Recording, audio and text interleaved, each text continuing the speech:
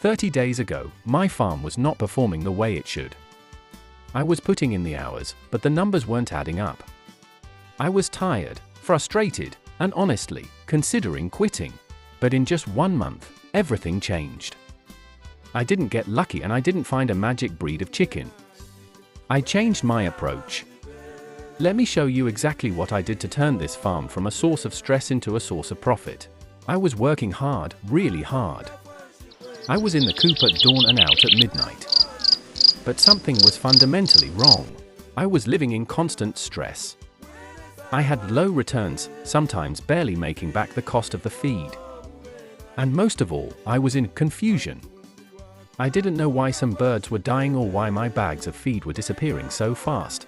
That's when I realized the problem was not the farm, it was how I was running it. I was a laborer, not a manager.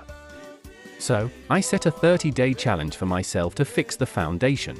The first thing I did was the most painful. I stopped producing blindly. Before, I would just raise 200 chickens and hope someone would buy them at 6 weeks. That's a recipe for disaster. When your birds are ready and you have no buyer, every extra day you keep them, they eat your profit. What I changed? I found buyers first. I spent the first week of the month visiting local restaurants, market vendors, and neighbors. I planned my sales, I secured commitments. I knew exactly where 80% of my birds were going before they even hit 2 kilograms. Next, I started treating feed like money. Because in poultry, feed is 70% of your cost. If you waste feed, you are literally throwing cash into the wood shavings or sawdust. I reduced waste. I adjusted the height of my feeders to the level of the birds' backs. This stopped them from scratching the feed onto the floor. Measured feeding, no more guessing. I started using a bucket and a scale to give them exactly what they needed for their age, no more, no less. I started keeping records.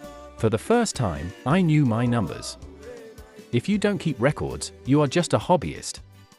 I started a simple notebook where I tracked 1. Daily mortality, why did that bird die? 2. Feed consumption, are they eating too much for their weight?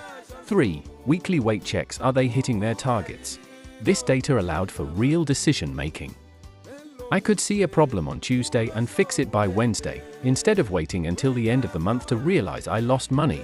I built a system. I stopped freestyling my day and created routines.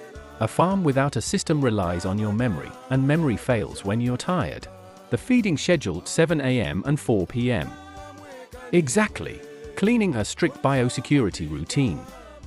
Foot baths at the door, every time. Monitoring a 15-minute observation period every noon where I just take some photos, watch the birds breathe and move. And in the night around 7 p.m. I observe the birds breathe and behavior once more to wrap up the day. Within 30 days, the results were undeniable. Better growth in my birds reached 2.5 kilograms faster because they weren't stressed. Less waste, my feed costs dropped by 15% just by fixing the feeders. More control, I wasn't panicked anymore. I knew exactly what was happening in my coop. Everything started improving. Not because the chickens changed, but because the farmer did. If you take one thing away from this video, let it be this: small changes lead to big results. Success in poultry is not magic, it's structure. It's the boring daily stuff, the records, the schedules, the market research, that builds the honey. If you're struggling right now, don't give up. Just start fixing one thing at a time. Next, I'm going to go even deeper. I'll break down the 5 mistakes that keep farmers poor, and exactly how you can avoid them. If you want to build a farm that actually pays you, subscribe and turn on notifications.